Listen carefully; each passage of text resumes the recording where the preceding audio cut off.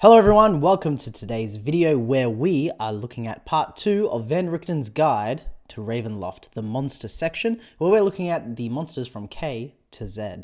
Let's do it.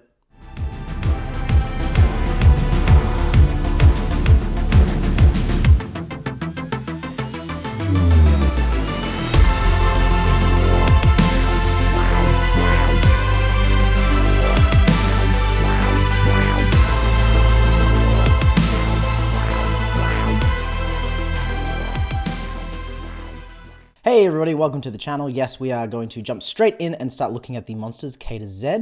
I would also like to mention that if you want to get a copy of your very own Van Richtens guide to Ravenloft, then there is links in the description below for my affiliate links.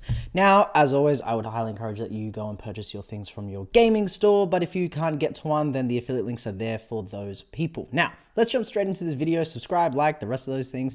Here we go. So, starting off with our very first creature, the Loup Garou. I'm definitely pronouncing that wrong, but it's a very interesting creature. It's very difficult. It's a challenge rating of 13 to begin with, so we already know. And judging by the stat block, we know it's got a lot of things it can do. So, let's have a quick look at the breakdown of what it is, its little description here. I haven't actually looked at all these monsters yet. I've just scanned through the pictures and the names. So this creature possesses a strain of lycanthropy that seems to be stronger than ones that are carried by common werewolves. Aside from it being deadlier than their werewolf cousins, these creatures are more they aggressively spread the plague of lycanthropy. Only through the death of this creature might those that are afflicted by it escape their curse. Wow, so you'd have to actually kill this creature before you can even cure them, which I'm really interested about, because lycanthropy, it's always been a bit wishy-washy, I guess you could say, when it comes to D&D. No one's really sure how to cure it. It's always been up to the DM, which I quite like, but it looks like we're going to get a little bit of answers from this creature, hopefully. Here we are. It's got a whopping 170 hit points. It can, speed is 30. It's got 40 in its hybrid form, however, 50 as a direwolf, so wow, that's cool. Let's have a quick close look at that. This is a really awesome creature. I assume this is maybe the hybrid form. It looks like it's not full wolf, so it's got like, it looks like it could stand up on its hind legs.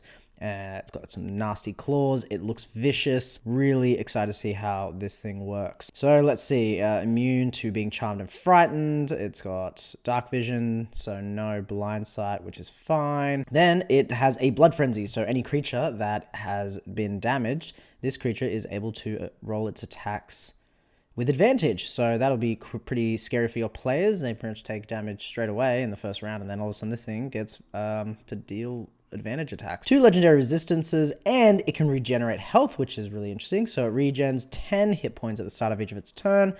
If it takes damage from a silvered weapon, this trait doesn't function.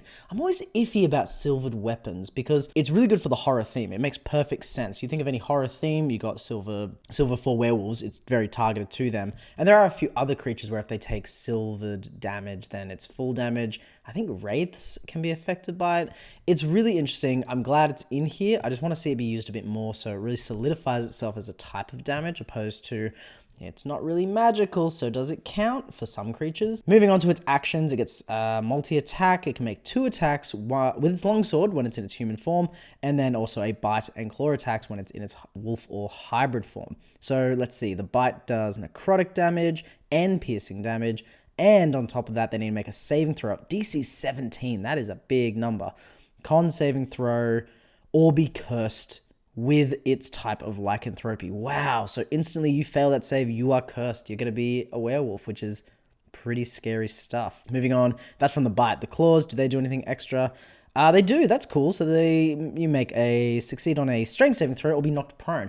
I'm really enjoying these monsters. It seems that nearly all of them have a stipulation where there is a saving throw involved with the actual just on top of the damage. So I'm actually really enjoying that fact because it really changes them up, and it makes me have ideas for past creatures that you can add stuff like this in for anyway. So moving on, if it's got its longsword, then it does extra damage based on whether it's using 2 hands or not, but that's pretty common. It has bonus actions. Cool, it can change its shape. So, okay, this will be where it changes itself into its humanoid form, into its direwolf form, or into its hybrid form. So that's cool. I like that it's a bonus action. I don't really enjoy things like this being an action because at the end of the day, your players, say you're playing with 5 players, it would action into its other form, and then you pretty much get 2 rounds of wailing on it, and then these types of creatures die pretty quickly. Finally, it gets legendary action, 3 legendary actions. Then the options are it can swipe using either its claws or its longsword. I like that it accounts for both. A mauling pounce, so I assume it can maybe do a running jump. It moves up to its speed without provoking opportunity attacks. And then it makes it a claw attack, so it's actually not a jump or anything. It just can move without being attacked and then make an attack itself. Still pretty cool. And then finally, the bite. So yes, obviously we have the bite, costs 3, so you could do 1 bite on its turn, and then if it still didn't get the lycanthropy down, it can use its legendary actions and go for a second bite, which could be very scary. Great creature, very strong, very fun. There's a little bit more. So a humanoid who succumbs to its curse becomes a werewolf. Yep. The form of lycanthropy can't be removed while the Loup Garou that inflicted the curse lives, so they have to kill it first, which I think is really cool. You can go to the monster manual to look at more lycanthropy details. On top of that, once this creature is slain, a remove curse spell cast. It has to be cast at full moon on any that were afflicted by its curse. They are forced then to make a DC 17 con save, so repeat the saving throw. And on a success, the curse is broken, and then the target returns to its normal state and gains 3 levels of exhaustion. So it makes kind of sense. You're basically ripping something like an essence out of your player. And then on a failed, the target automatically fails any saving throw made to break the curse for a month. So basically you wait till the next full moon cycle. I like that that's been put in there. I think that's a really good thing to have. So even if you're playing it with your players who are already maybe cursed by lycanthropy, you could probably take this idea and go, well, every full moon you can make a saving throw, but you need to use a remove curse, which is, I think, a standard idea as to how you break it. The stipulation here is that this creature has to be killed first. All right, we have Necrichor. A Necrichor is a being of living blood formed from the ichor of evil gods or the sludge in the crypts of failed liches. That's cool. I love that. How hard is it? How difficult? A challenge rating 7? Okay. So what is it? Despite the loss of a solid physical form, the foul creatures, terrible, they're intelligent still, they aspire for big evil goals, makes sense. First, obviously, they would like to regain a body. That's cool. So I wonder if it's blood and it can actually take over the body.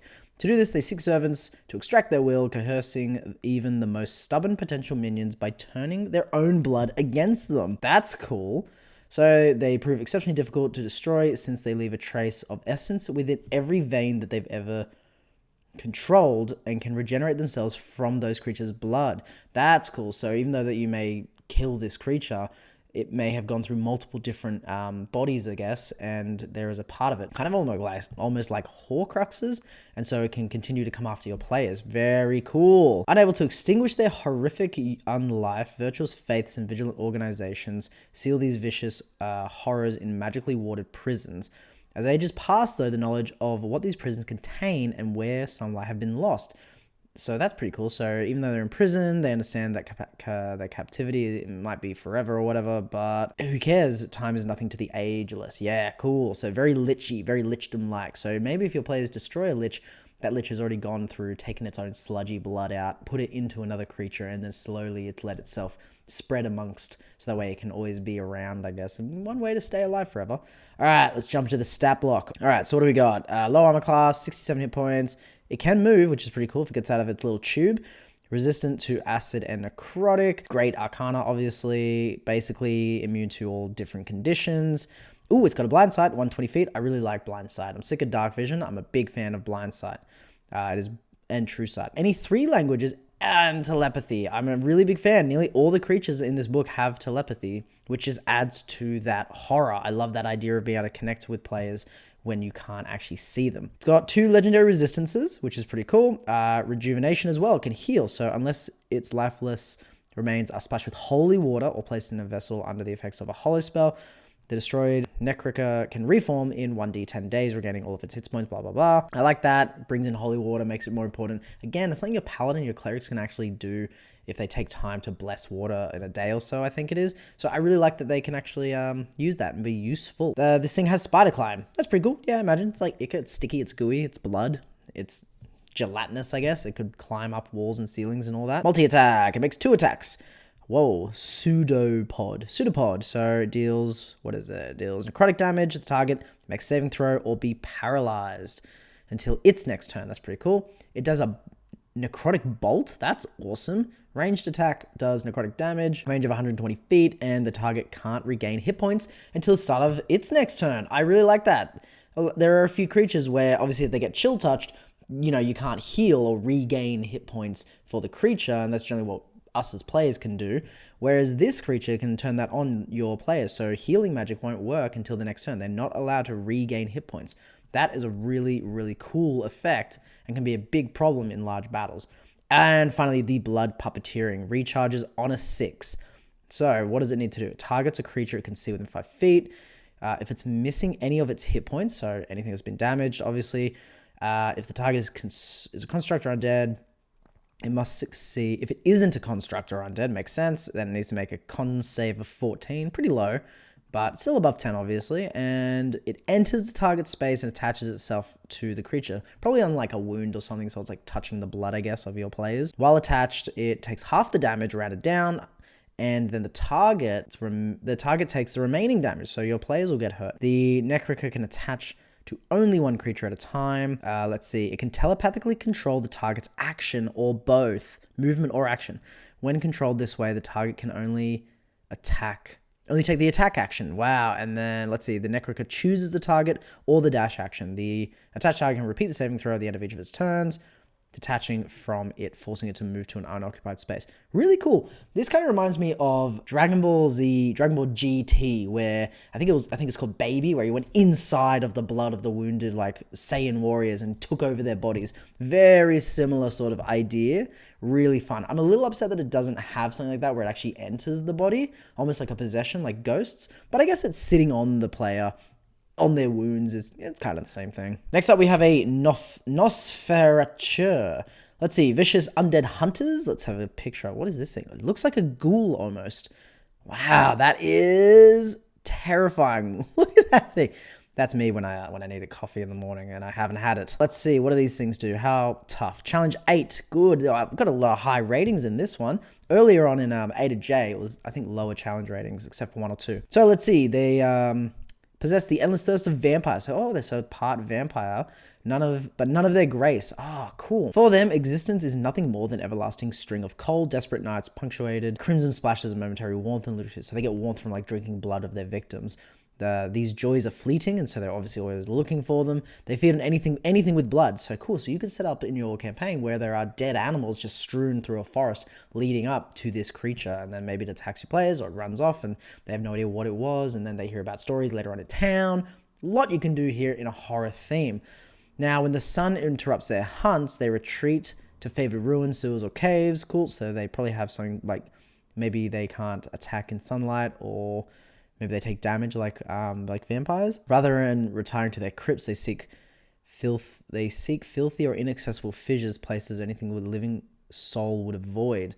Oh, okay, cool. So they have a crypt, but they don't go back to it. They'd rather go somewhere else. So for a few moments after feeding, they are lucid and capable of considering more than their next meal. So they get some semblance of consciousness back after they actually drink some blood.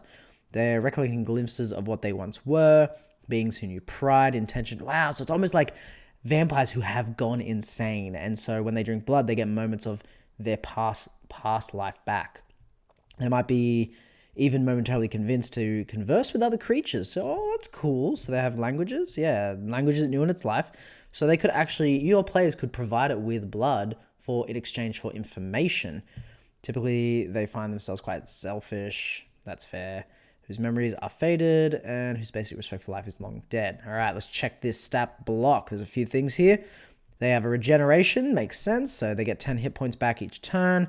If it has at least 1 hit point and it isn't in sunlight, if it takes radiant damage, the trait doesn't work either. So cool, sunlight, obviously it's a vampire. They're not intelligent. They are wise, which is really interesting. But I guess it's because they've kind of gone insane. So they could still have a lot of history, a lot of wisdom in their past lives, but they've lost all that ability and intelligence to really use their knowledge because of how crazy they've gone. Let's see, they spider climb, pretty cool. Vampires have that.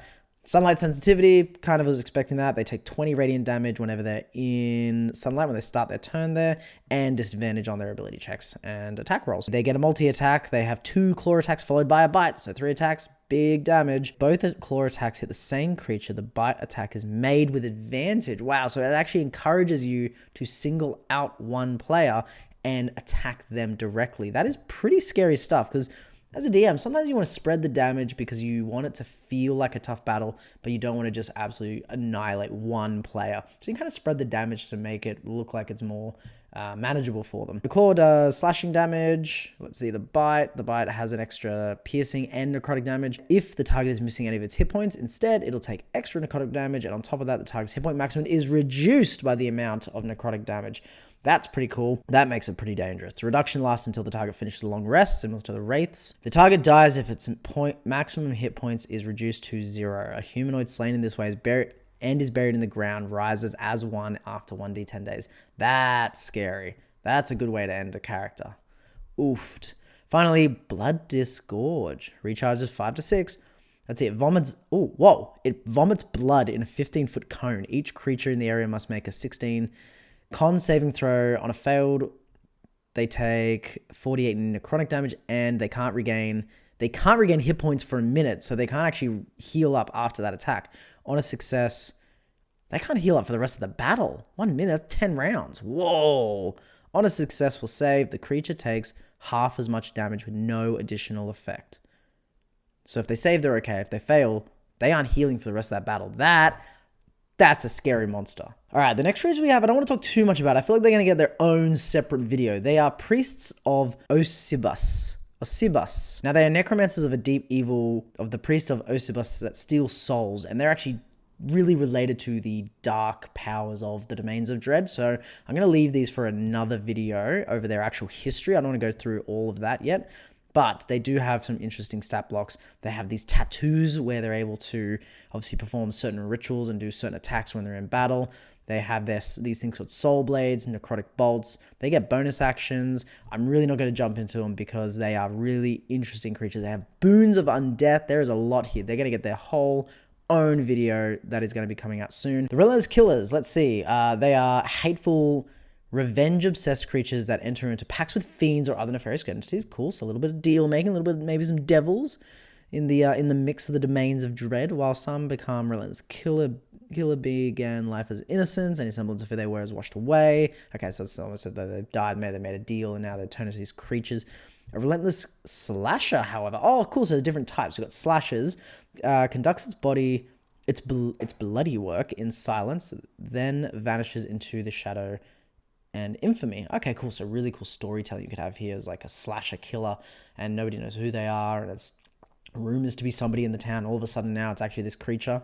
So let's see, challenge 8. I'm really enjoying these difficult monsters. Good for high level battles. Understands all languages but can't speak. That's interesting. I like that. I like that your players can at least be understood by the enemy rather than just having a language barrier where it's just, okay, well, we can't understand each other, guess we have to fight.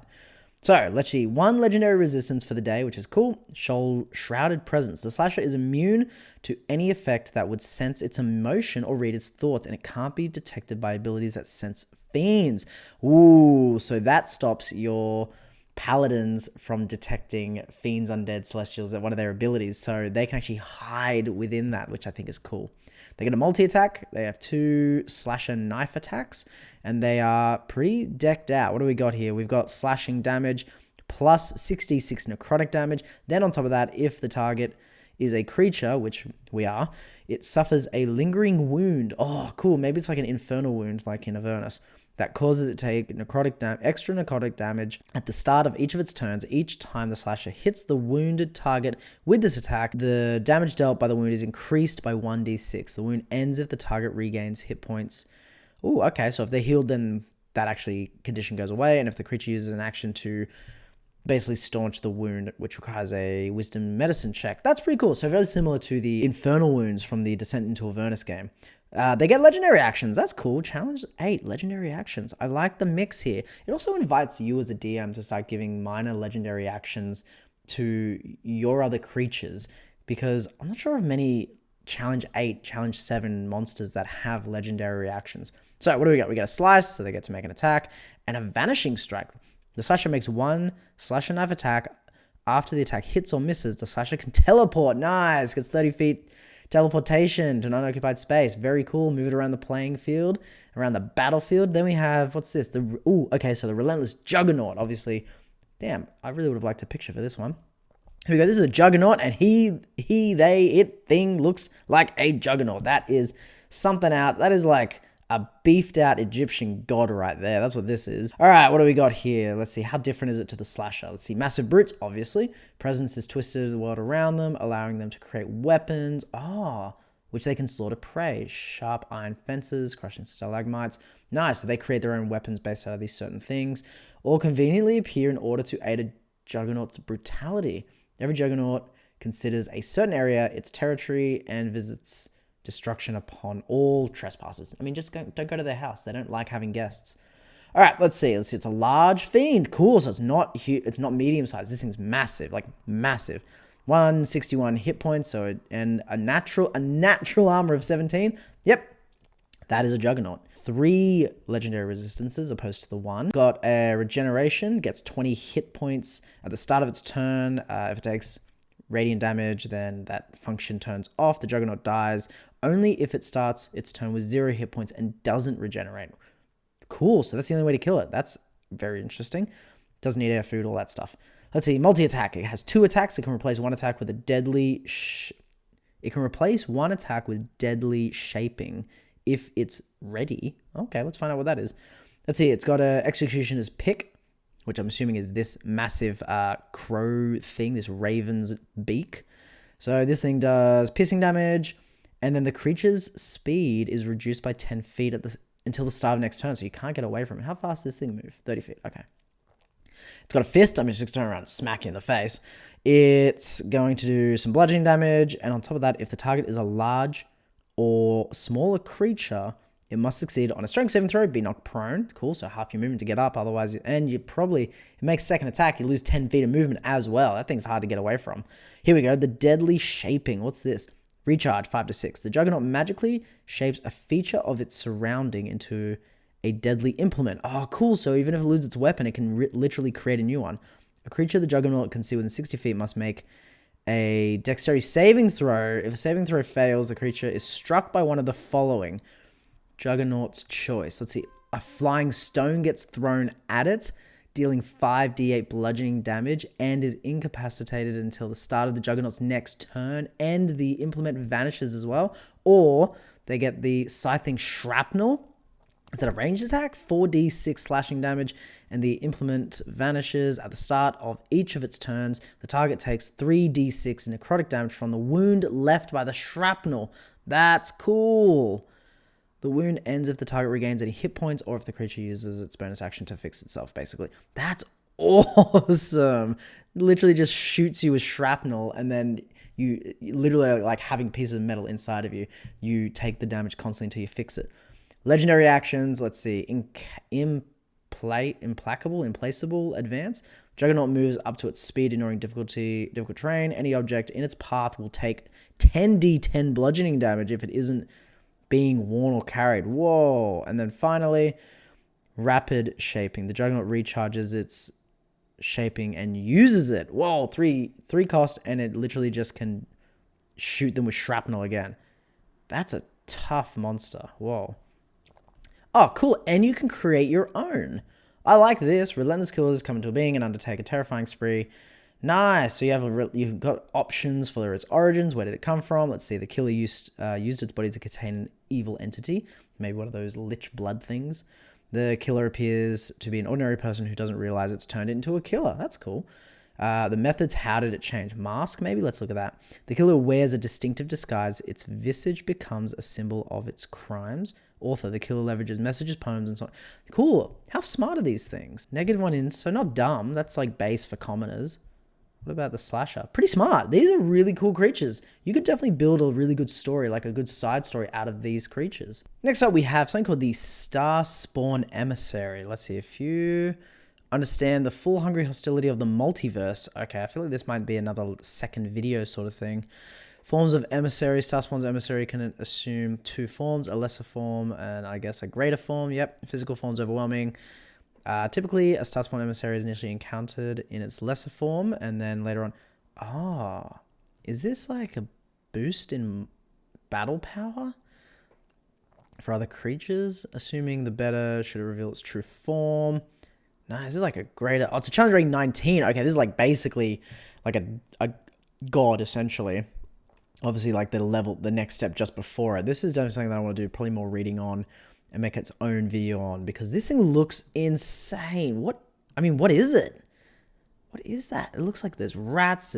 That's a pig's nose. This is some kind of tentacle from a squid or an octopus.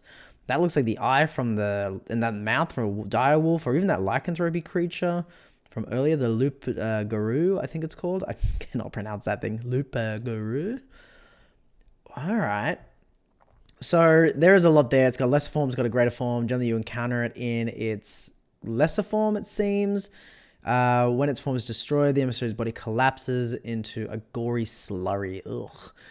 It then instantly returns in its greater form. Oh, okay, cool. So it goes away. You fight it as like a weaker version of itself. But then when you think you've won, it comes back as this like much more powerful, disgusting creature. After finishing a long rest, a greater spawn emissary regains its lesser form if it was destroyed. Very, very interesting. 3, 2, 1. The accompanying stat blocks detail both of its forms. So let's have a look at both of its forms. This is the... Oh, that's the greater one. Let's look at the... I'd like to look at the lesser. Lesser. All right. Greater form. An emissary's greater form sheds all pretense of being part of a plane's reality. So basically it just breaks the planes. I'm really enjoying that because I really want D&D, and I'm pretty sure that everyone wants Wizards of the Coast to start pushing into planescapes and planar adventures. I mean, I love the Forgotten Realms, Sword Coast, so cool. Lots of stories to be done there. I'd love to go into the desert and look at some more Netherese things, I guess. However, I really want to start traveling the plains and get a planescape story. So let's see, the lesser emissary. The lesser one is a 19. Hang on a second. So wow, so it jumps to a challenge rating of 21. All right, let's have a look. So 241, this is definitely an end game boss for a long campaign. Let's see, it's got a 40 feet of movement, it flies and it can hover, plus everything. Wow, this thing is intelligent, +7 and con as well, woofed. Let's see, resistance to damage, acid. It's got resistance to force, that's scary. Psychic as well. It's immune to being charmed or frightened. It's got true sight of 120 feet. That's great.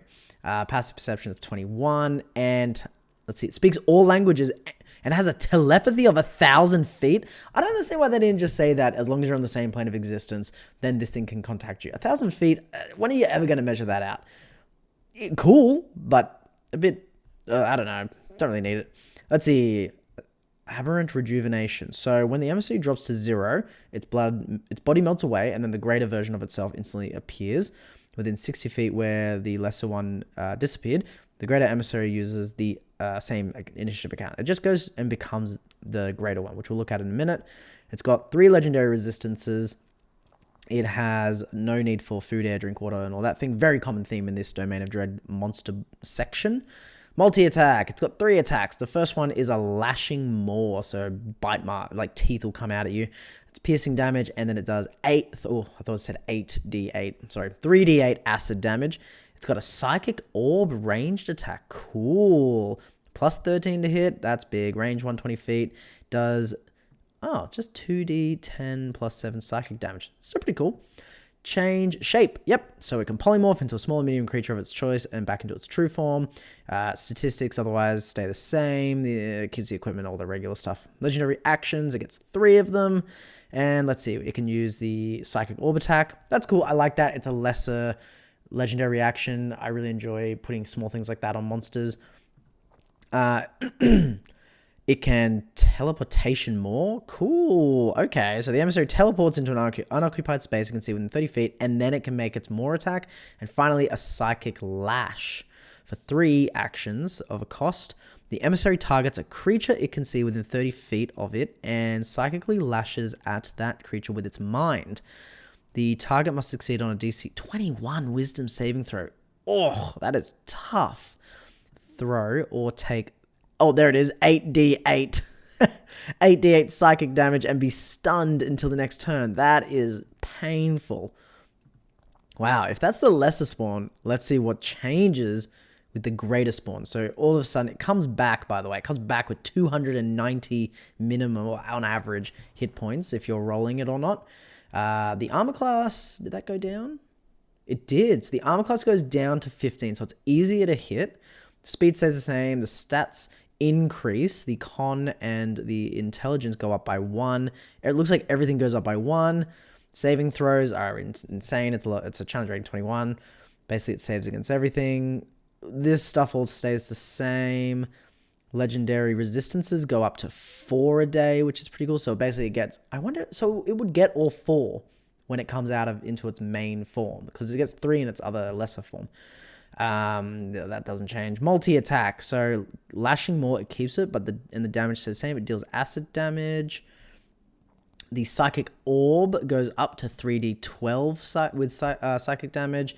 And Unearthly Bile. Oh, I feel like I was going to vomit on everyone. The Emissary expels bile. It splashes all creatures in 30-foot range. Sphere centered on a point within 120 feet of the Emissary. Wow. That's so far away. Oh my god. Each creature in that area makes a dex saving throw, which is great. I enjoy a dex save. Play a rogue anyway. Taking 55 or 10d10 acid damage on a failed save, or half as much on success. For each creature that fails the save, a gibbering mouth appears in an unoccupied space, on the surface that can support it within 30 feet. The gibbering mouth acts straight away on the same initiative, gaining a +7 bonus to their attack and damage rolls. Whoa, that's scary. And fighting until they are destroyed. They just keep on going. They disappear when the Emissary dies, so just keep hitting the big one. Finally, legendary actions, gets 3. Attack. So basically, you can teleport and make an attack. One of the attacks. Warp space. The Emissary causes the ground within 20 foot square, that it can see within 90 feet of it turn into teeth and maws. Until the next turn. That's cool. Changing the battle playing field. I really like that. The area becomes difficult terrain, and then any creature who goes in, it takes 3d6 piercing damage for each 5 feet of movement. And then finally, Mind Cloud. The creature unleashes a psychic wave. Very nice. Obviously, we love a good psychic wave blasting into our minds. Emissary must succeed on a DC 23 Wisdom saving throw. Otherwise, you're going to take 5d12 psychic damage. And in addition, every spell ends on creatures and object. Whoa. So if you're like blessing your players as your paladin or cleric, that goes. If you've got something like, I think it's Shield of Faith, that's going to go.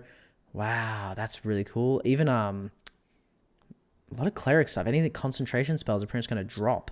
That's cool. This is a Strigoi. The first Strigoi were created by spellcasters. I love a monster with a good backstory. Oh, cool. It's related to Sturges. Created spellcasters who were subjected by swarms of Sturges to transmutation spells. Oh, wow.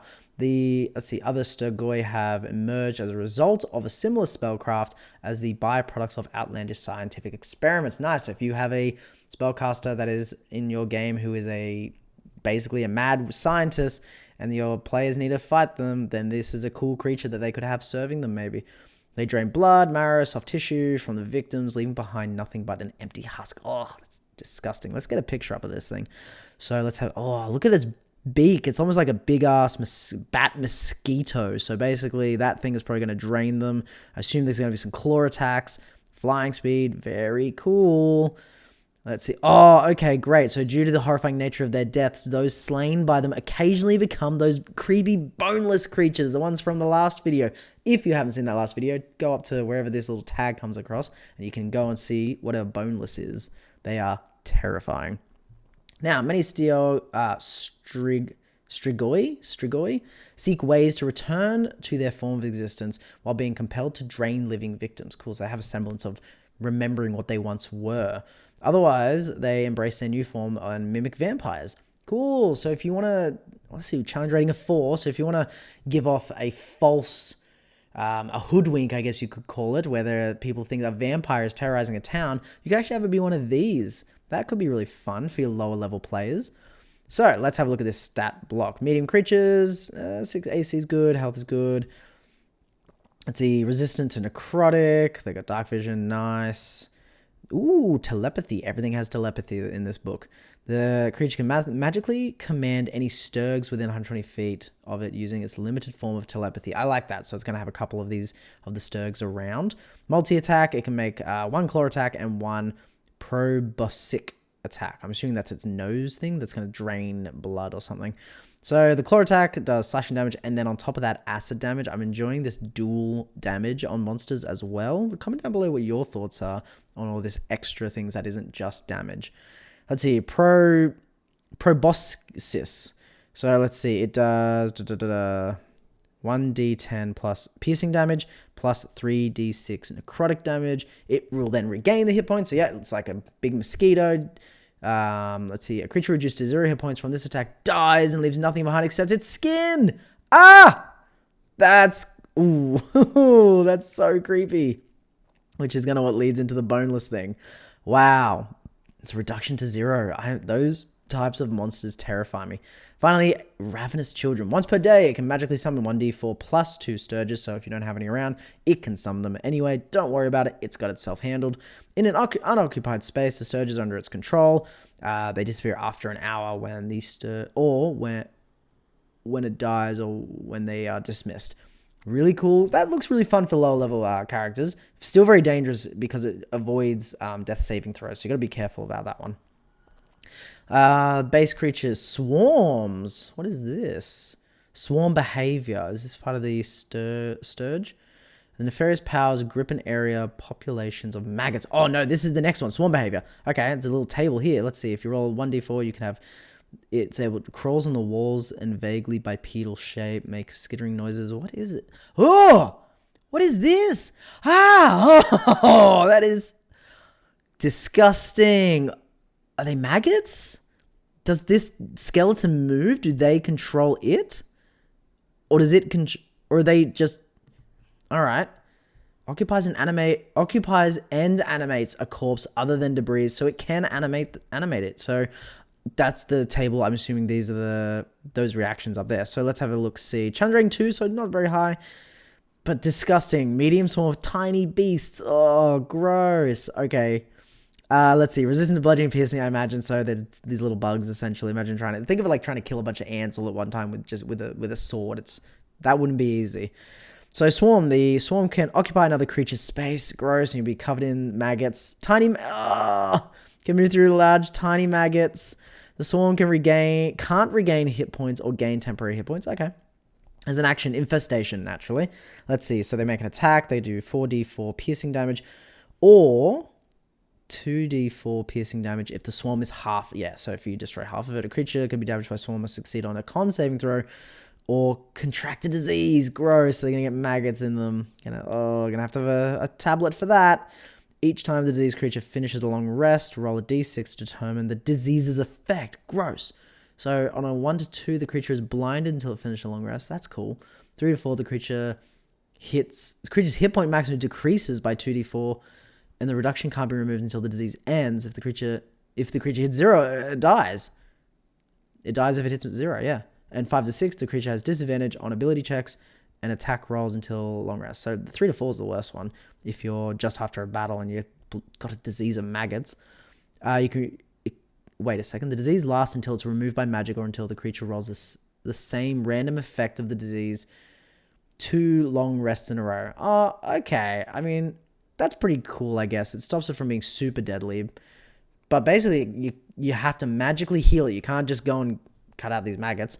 Or you have to roll on this table 2 long rests in a row. If you get like 1 to 2, for example, say you're blind for the whole day, you're blind again, then the maggots for some reason leave. I don't understand why they would just go, but I guess to just stop. It's a low level creature, so maybe they're worried that DMs will use it and then their players may die in the long run if they keep getting 3 to 4 on their rolls. Okay. Let's see. A swarm of scarabs. Oh, so this is like a whole swarm area. Cool. Okay, so swarm of scarabs, probably very similar. Let's see. The swarm can occupy, another creature's space. Skeletonized. If the swarm starts its turn in the same space as a dead creature that is large or small, the corpse is destroyed, leaving behind only equipment and bones or exoskeletons. That's pretty cool. I like that. I don't know what the point in it is, but that's pretty cool. Swarm can climb. That's fine. Spider. Ravenous bites. What does this do? Let's see. 4d6 piercing damage. Half if you've already taken its half damage, half of its health. If the target is a creature, scarabs burrow into its body, and the creature takes 1d6 piercing damage at the start of each of its turns. Any creature can use an action to kill or remove the scarabs. That reminds me of like the old Brendan Fraser mummy movies when the scarab goes inside that guy's skin. Comment down below if you remember that, and now you're horrified by the vision of it all over again. Let's see, causing 1 damage of the appropriate type to that target. A creature reduced to 0 hit points by the swarm, piercing damage. Oh, it dies. Okay, cool, yeah. So if you drop to 0, you're dead again. Ulmist Inquisitors. These are pretty cool. What do we got? Looks like another big... Oh, it's an order. These might need their own video. With our minds, we'll unearth... Yeah, they've already got like text for themselves. Let's see. Oh, in the days before Count Stravan Zarevich became the first vampire, Strahd thundered across the lands with Ulmid. Yep, this is going to be a whole separate video because I plan on doing a video where this is related. This is all related to the Curse of Strahd. Ooh. Not going to go over these monsters just like those priests from before. Let's just have a look. They'll get their own video. This kind of reminds me of that Spellfire stuff from 4th edition, I believe. Or it's probably psionics, but really cool. Yeah, look at that. And I remember there was like a blue fire or something that was connected to that. I didn't play 4th edition. So anyone who plays 4th edition, let me know. Does this look similar to what I'm talking about, or am I just making stuff up?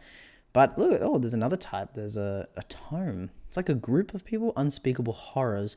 Untold half-form evils lurk amidst the mist, yet realized, imagining. Here we go. Here's our next creature of kind. Customizing horror.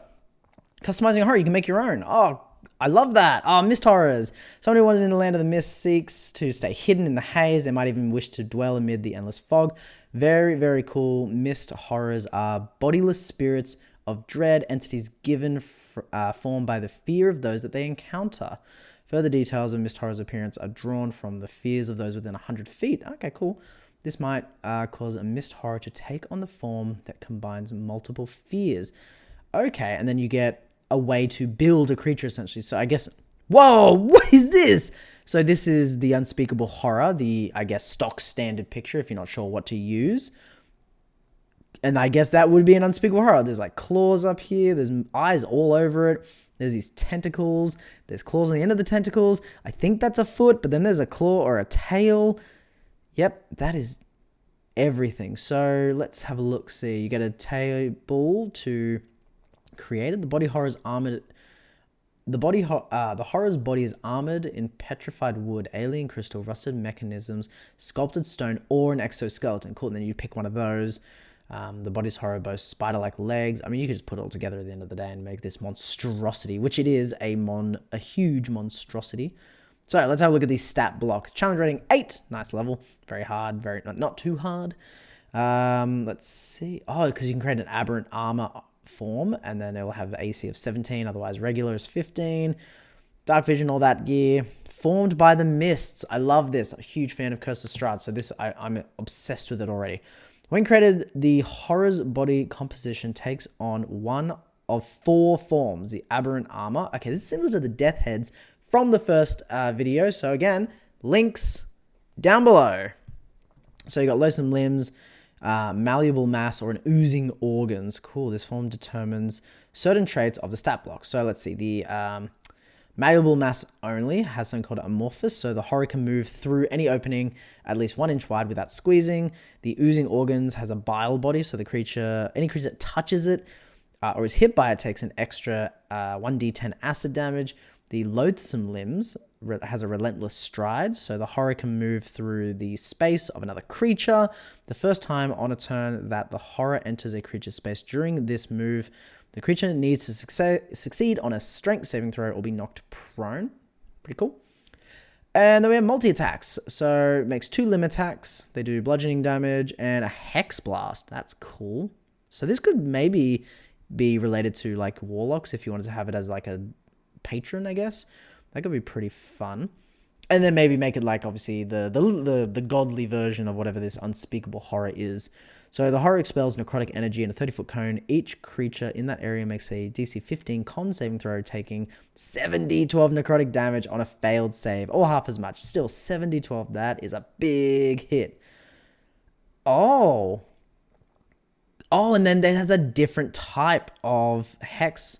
So a beguiling hex. The horror expels a wave of mid-altering magic. Each creature within 30 feet of the horror instead could make a DC 15 wisdom saving throw instead, take 60-10 psychic damage, and being incapacitated to the end of the creature's next turn on a failed save, or taking half as much.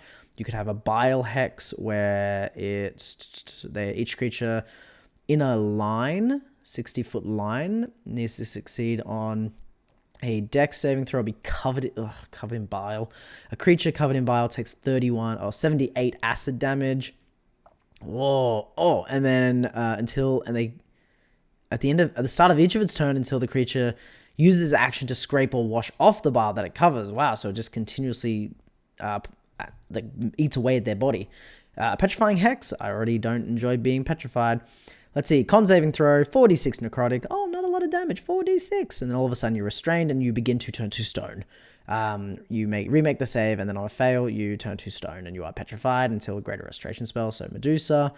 Reality stealing hex. The horror expels a wave of perception distorting energy. Each creature makes a wisdom saving throw. On a fail, they take 5d8 psychic damage and they are deafened until the next turn. Oh, okay. I didn't think it was... maybe deafened... Oh, wait. If the saving throw is 5 or more, the target is also... Oh, if they fail by 5 or more, they're blinded as well. Okay, cool. Deaf and blind. Then you can change their limbs. Here we go. This picture got released before the book came out, and I've been wanting to look at this stat block and read on this thing for a while now. This is the Vampiric Mind Flare. I can't imagine putting these two things together. They are already insane on their own. So let's have a look. When the mind flares of... Oh, Blutspurt. Cool. So Blutspurt's one of the domains of dread. We'll get to those in future videos. Could find no cure for their overlord's affliction. Their degenerating elder brain turned to radical methods to starve off dementia and death. The results were vampiric mind flares. Oh, cool. So they are specifically from that domain. Atrocity spawned from the mind flare. Tadpoles infected with vampirism. Cool. I wonder how they did that. These specialized but flawed terrors serve a single purpose: to drain the cerebral fluids from sapient minds. Right. Okay. I was reading up on Blutspurt before, and they get this fluid and then they liquefy it and they put it into a pool and they release the stolen essence amid a hormone brine. And I believe they use it to the elder brain's degeneration. Yes, they don't use it to cure the brain. They use it to basically massage it with this disgusting ointment. Whoa, okay. So vampiric mind flares are physically and mentally unstable beings. They're ghoulish creatures. They let nothing stand between them and getting this goo from your brain and your body. Although they possess the telepathic abilities of mind flares, their brains just aren't equipped to employ them.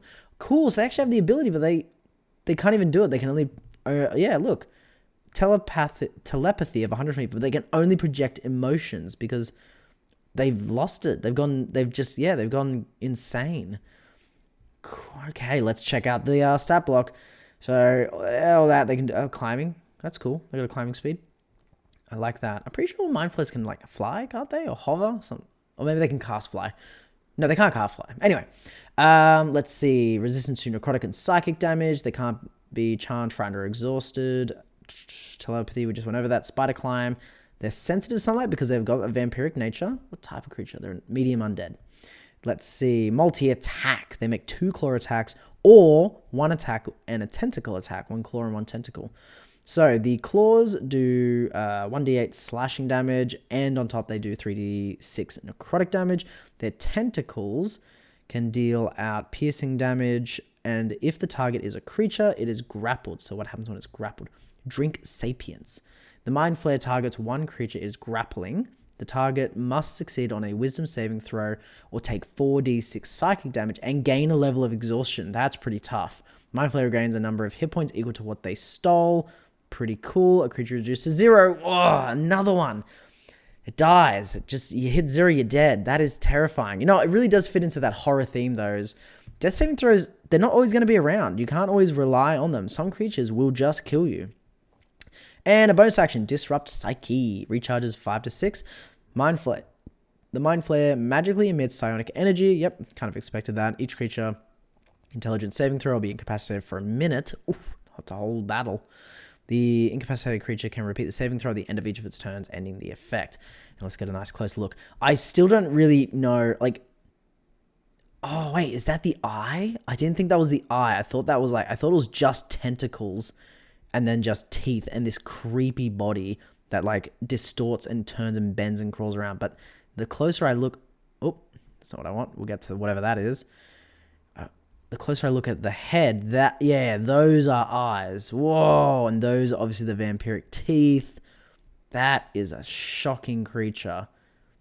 Challenge rating 5, not as strong, but terrifying. I really like that. That's cool. Very cool. Good creation.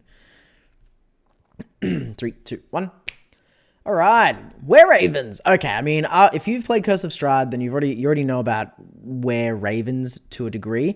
It's cool that they have a stat block now. So basically, yep, nevertheless, folktales tell of eerie raven-winged figures who appear prior to disasters and share mysterious prophecies. Cool. So I wouldn't say they're good. They're not bad. None of that. They're definitely there, and they offer insight. But let's have a look. Their speed changes a lot. So you get 30 feet in humanoid form, 10-foot fly? What? 10 feet, fly feet, 50 feet of flying in raven form? Oh, okay. And then, if they're in hybrid, they get 30 feet of, I guess, regular speed, 50 fly in their hybrid form. Okay, that's kind of confusing, but when you read it, it makes more sense. So they are challenge rating 2, so this is really cool. You can make a lot of creatures have these things be in your world. I love that they've introduced them. Mimicry. Very cool. The Wereravens can mimic simple sounds as it's heard, such as a person whispering, baby crying, or an animal, so they can use that to trick players into coming closer to them to attack them. They don't all have to be good, you know. Regeneration. Everything's got regeneration. Big thing. Regeneration, telepathy, and reducing things to 0 and they automatically die is a big thing in the Domains of Dread. Definitely going to scare your players.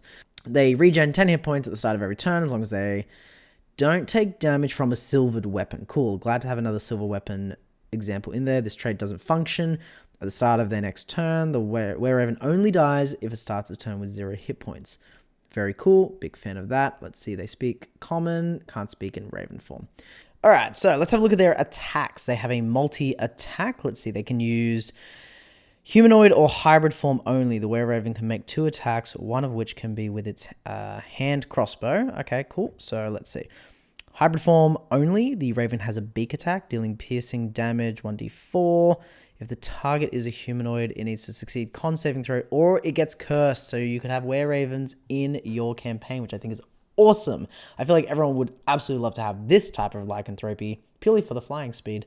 On top of that, they have a short sword, which is in their humanoid or their hybrid form, dealing some piercing damage, actually.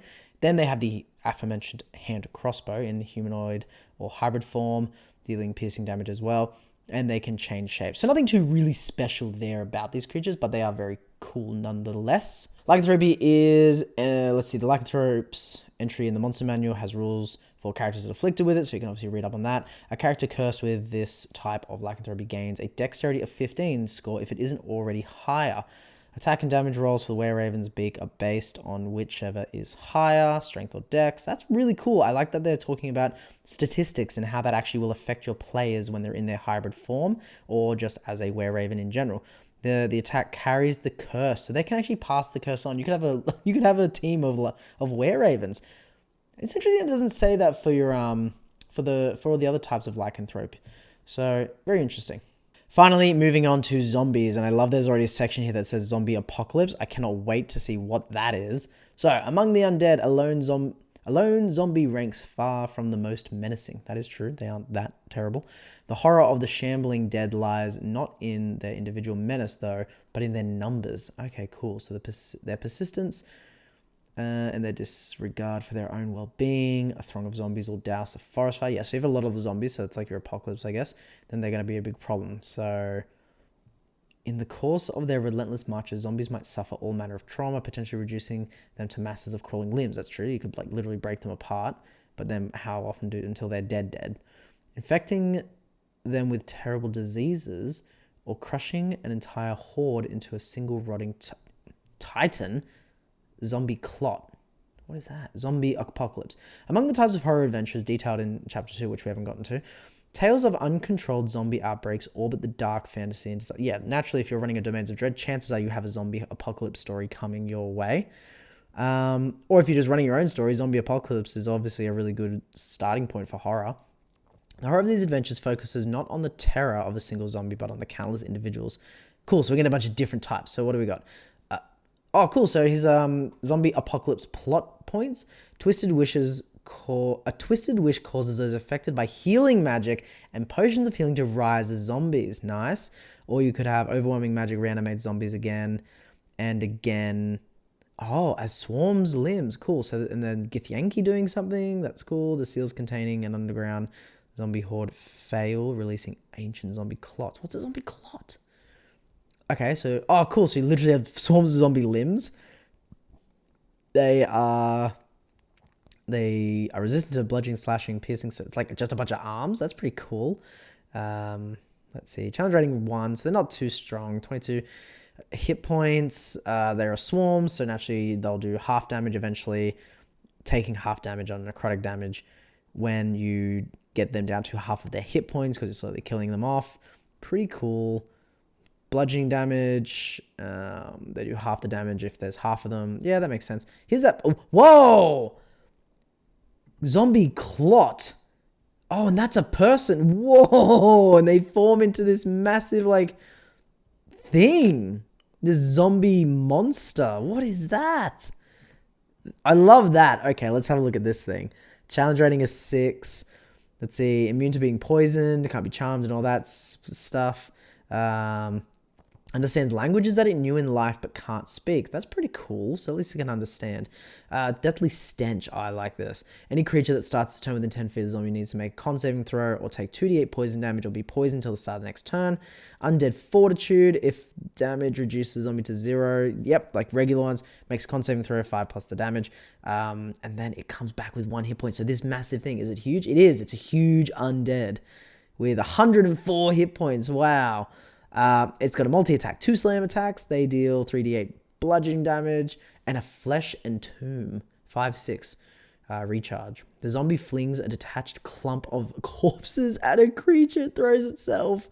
The target needs to make a strength saving throw, or it'll take the bludgeoning damage. And if the target is large or small, it becomes entombed in dead flesh. That's cool.